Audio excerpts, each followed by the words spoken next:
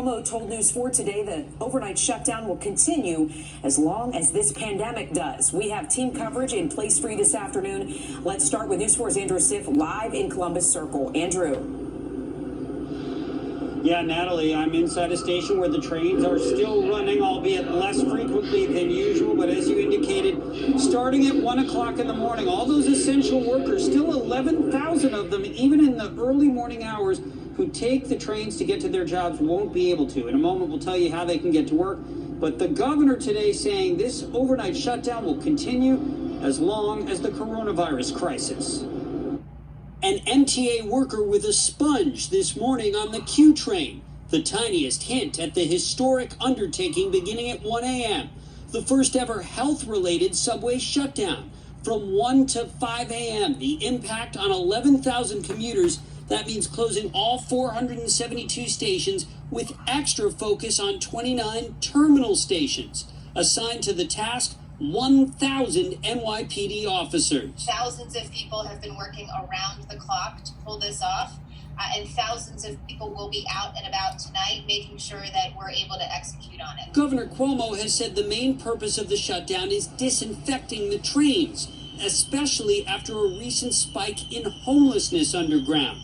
The stated goal, protecting essential workers who use the subway early in the morning. Do you think this shutdown was necessary? I think they could have done better, at least have the subway open, but getting rid of the homeless. Today I asked the governor if he promised the overnight stoppage is only temporary. Can you assure commuters that 24-hour service will resume? Can you assure me? Yes. When is the question? You tell me when the global pandemic is over, I'll tell you when the 24-hour service resumes. For now, there's no end in sight in New York City. The mayor's office promising to hand out 7 million masks. This was the scene today in Queensbridge, one day after a blocks-long line on the Lower East Side. I asked the mayor if the focus on face coverings and social distancing distracted from the need to test and trace cases of COVID-19. I don't think it's either or. I think we will have a strong enforcement approach, constantly be informing and educating people, but also build an intensive testing and tracing apparatus.